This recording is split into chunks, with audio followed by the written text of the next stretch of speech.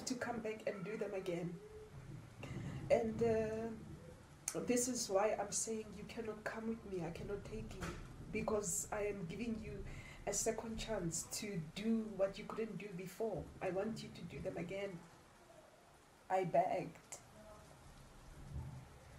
And I pleaded and I said, please. I said I was in so much pain. My life is too painful. I cannot stay back here. My mom, she's gonna kill me. She said to me, but you are already dead.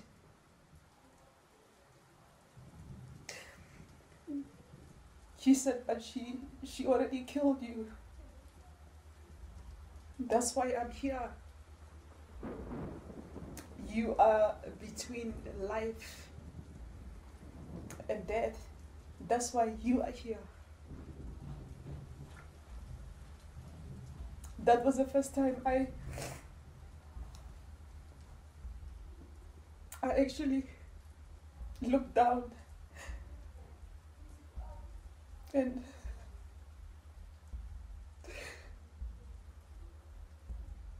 I couldn't believe it. I saw my body was laying down there, broken, bleeding. I couldn't recognize myself. It was not me.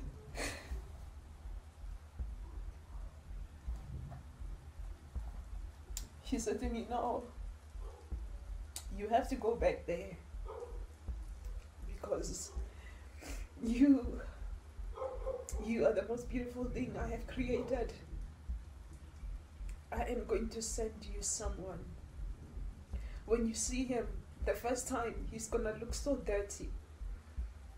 He's gonna look so lost. He is gonna look different. He said that he's gonna look white. I actually laughed and I said no. I said no, I cannot stay here because I am hated so much. All my life I've been treated like a slave. I don't want to be a slave anymore. I want to go with you where there is so much love and where there is so much happiness. He said to me, but he is coming. He has been through a lot. He has been humiliated. He was dumped and humiliated and shown so much hatred. But I want you to find him and bring him so much love and show him nothing but love. And when you see him, you will know him. And then he said to me, I want to show you something. He actually held out his hand and he had a glass of water in his hand. He said to me, you see this glass of water from today, when you pray, before you pray, every morning when you wake up, you take a glass of water, you pray on it. You say all the hateful things that they ever said to you. You say all of them. And then you say all the good things you want to hear. And then you say amen. And then you drink the water. Then you're going to look at yourself in the mirror because you are a God. It's that a lot of people, they go all over the world, they're looking for God, they're looking for heaven. Even if they would possibly, they'll be looking on the compass, show me heaven, I want to see it. Does he have a map? Show me on GPS, where can I find heaven? But this is what he said to me. You are a God. That's why you always have to remember it. When you look at yourself in the mirror, what do you see every day? I live inside of you. I dwell inside of you. I see the world through your eyes. You must stop looking for me because I'm in front of you. Every single day, I'm right here in front of you. This world, I'm right here. I am seeing every single day through your eyes. and stop pleasing people. You must stop pleasing people. Love yourself, because you are a God. Everything that you ever wanted in this life, look at yourself on the mirror, say it out loud, and it's yours. It's yours. You must stop looking for money. Stop looking for love. Instead, look for happiness. Because when you die, you're not taking money. You are not taking anything with you but love. Here, love. And it was after when he said that, he started humming the song. He was humming something.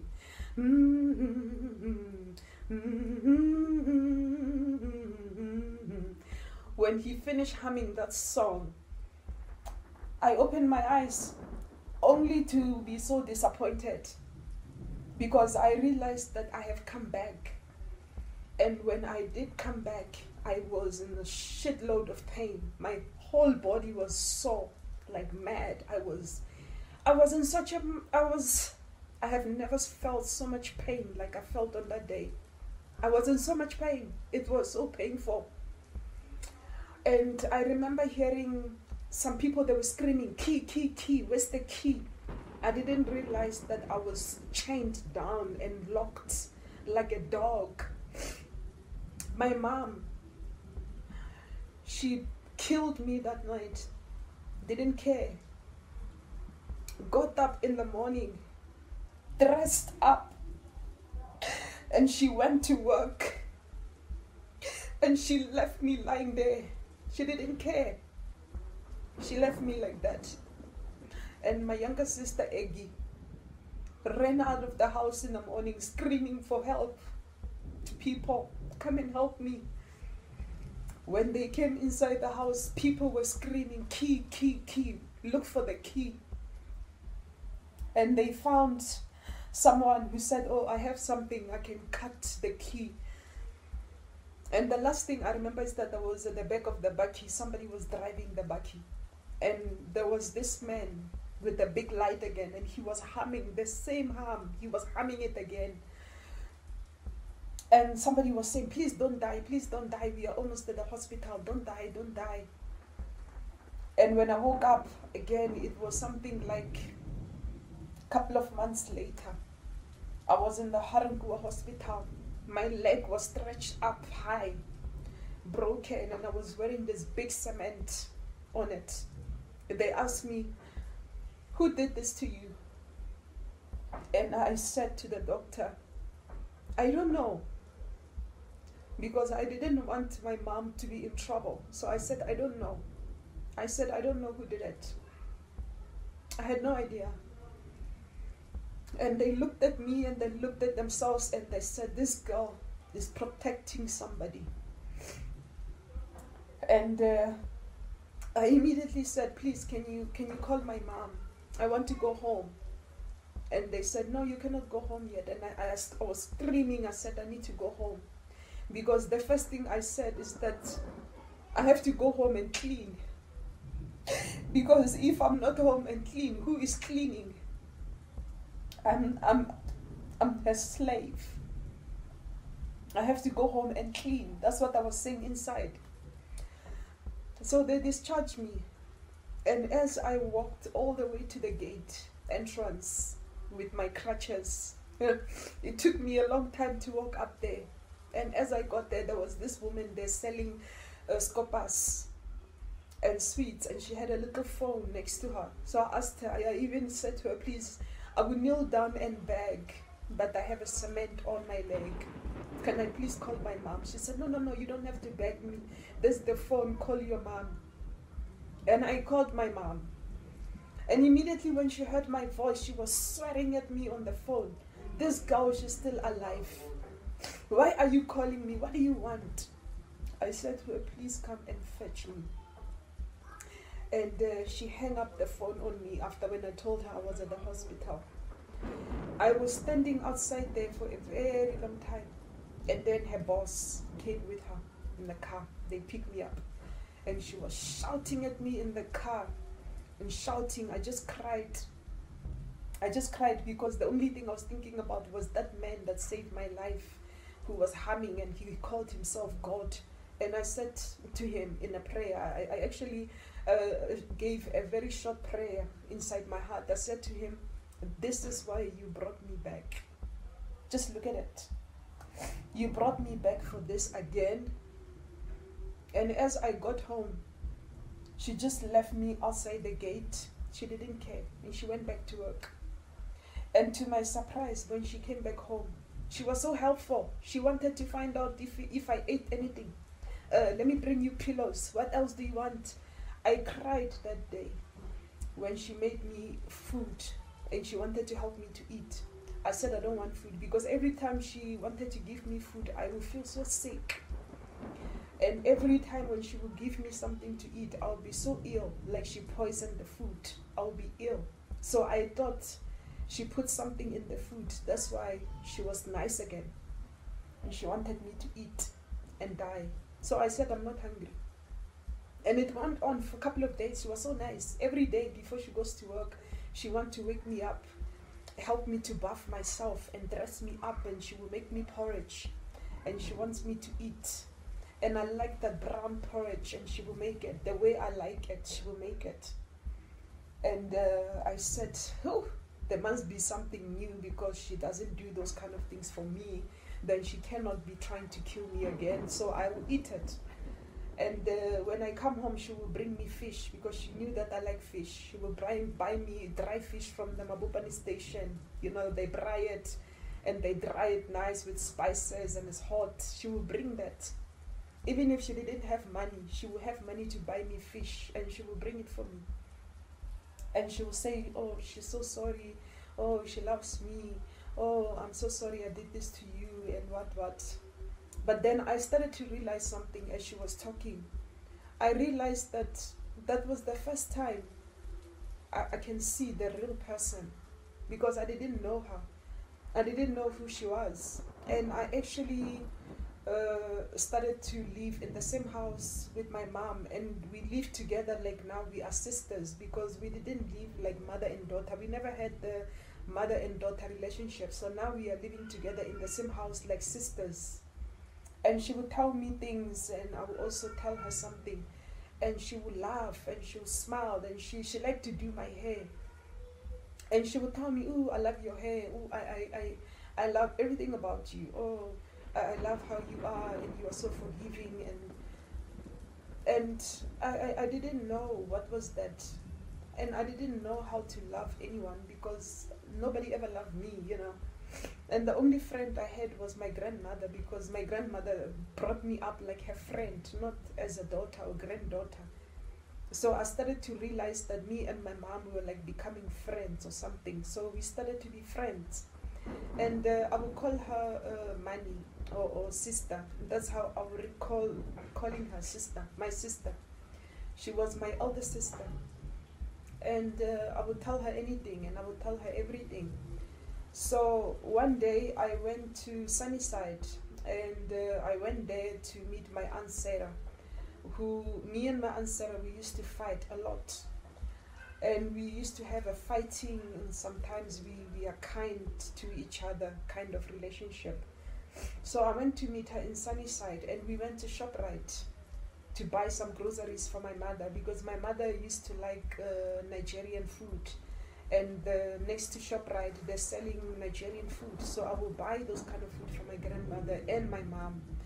So I'm at the ShopRite one of these days, and I see this white man. He's so dirty. And he comes to the till, and he's holding something in his hand. He wants to pay. So he stands behind us, and before I know it, he's right in front of us, and he's paying. And my aunt was so angry. She said to him, didn't you see us? He said to my aunt, but you are holding so many things in your grocery cart, and I'm just holding few things and I'm in a hurry. So I said to my aunt, just let him pay and go. So they scan everything, and just when he's supposed to pay, he doesn't have enough money. And my aunt was laughing. She said, oh my God, this man, he must just pay and go. Now he doesn't have enough money.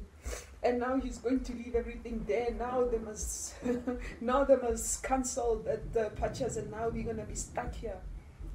So I said to him, how much are you short? He said 5 rand. I said, okay. So I give him 5 rand. And as I give him the 5 rand, I noticed something. I noticed his hair was short, but it was dirty. And I noticed his hands, they were so dirty. And under his nails, he had this dirt on it. And I started to look at him like very strange. Like I looked at the detail. He was wearing air conditioning clothes, AGA. And he looked so dirty, and he was wearing shorts. So as he walked away, I started to bring myself back to God when he said to me, I'm going to bring you somebody. He is broken. He is being humiliated by his ex-wife. And I want you to love him. I want him to be loved. But you are the person to do it. So those words, they played in my head a little bit. And so I forgot about him, and we paid for everything. And as we walk out, he comes back again. He comes walking towards me, and he says to me, I'm sorry that I took your 5 rand. I promised to give you back your 5 rand. Can you give me your address so that I can bring it to your house? So I looked at him, and I said to him, white people, they don't come where I live. And he says, okay, just give me the address and I will come there. So I looked at him, I said, yeah, good luck with that. And I give him my address in Soshanguve. And he asked me for my number. I said, no, I don't have a phone. But I lied. I had a phone in my bag. I had this school bag. I was holding a school bag, and in my bag, I had this big Nokia, this big brick. That time we used to call it a brick. It was so huge. I had this big brick in my bag. Because my mom, she said, I'm going to call you on the phone. So I had this phone in my bag, and I said, no, I don't have a phone. So I can't give you my number. And then when I say that, I say, oh my God, I pray that this phone doesn't ring. My mom doesn't call me, because then he will see that I lied, you know. And I don't want him to call me. This man must just go away. So I forgot that I gave him my address, and I wrote down June on the address. So he was gone, and I forgot about him, and I went home. On Saturday, the following Saturday, I was sitting outside with my grandmother, as we are always doing on Saturday. I'm sitting outside with my grandmother, and my grandmother, she used to drink mqomboti, a traditional beer. And she's drinking, and we are laughing, and we are chatting. We're sitting outside on the stoop. And I see in the corner of my eye, a green car comes and gets inside and park there. And this guy, he just get out of the car, and I can't see his face. And as he stands there, and I keep looking, and I see this big light, and I can't see properly his face. And as he took off his glasses, he was wearing rainbow glasses. As he took them off, I said, he looks familiar, but where did I meet him? Because I can't remember. So he walks up to me, sitting outside with my grandmother, and he says, June, right? I said, yes. He said, I met you last week at the ShopRite, and you gave me 5 rand, and I'm here to give you back your 5 rand. So I said, yeah, but you didn't have to bring back the 5 rand, it's just 5 rand. And he said, no, I had to bring it back to you. So my grandmother, she asked me, who is this now? I said, I don't know him. He just said he brought back my 5 rand. So my grandmother, she's calling my mom. It's like, Grace, come out here. We have a visitor. Then I said, no, he's not a visitor. He's just leaving. So my mom, Grace, she come out with a chair, and they sit far away from me. There's a tree. So my grandmother, she says to me, Junjun, bring a chair for your guests so that we can ask him a few questions. So I bring a chair. He sit down. And before I can say anything, my mom, she says to me, offer him food. So I said, but we don't have food. My mom said, don't be rude. Bring food for him and give him. So I bring pap and cabbage. We just had a pap and cabbage a night before, and there are leftovers. But at the time, like many people that know me, I didn't eat pap. So I bring pap and I give it to him. And my mom said to me, don't give him a fork or a spoon. So I didn't. I just brought it like that, and I brought a bowl for him to wash his hands. So he washes his hands, and after he asked me for a fork, I said, no, we don't have forks. And I asked him, you don't come to a township and then you're asking for a fork. Now you're asking me for a fork. I mean, I was rude. I wanted to get rid of him. I said, we don't have forks here. And he said, okay. I was shocked. He ate with his hands. And I saw my mom and my grandmother, they just gave each other high fives. And I didn't know, why are they giving each other high fives? For what? So they asked him a question. They asked him the first question, do you have a wife? He said, no, I don't have a wife. And my grandmother said, oh, okay, no wonder you're not wearing a ring. Do you have a girlfriend? He said, no, I don't have a girlfriend. So my grandmother, she says to him, okay. Then she points at me. She says, you see that girl there, Junjun? She is now your wife. And he says, no. I just came here to bring back her 5 rand and then I'm leaving. They said, you know what, next week Saturday is a very nice Saturday. Yeah. Bring your friends or your family. Come and pray Lobola bread price for her. She is now your wife. And my grandmother says to him, I knew that you would come. I like you. Now you can go.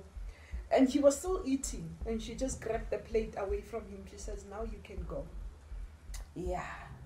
So he just got up and he washed his hands and he left.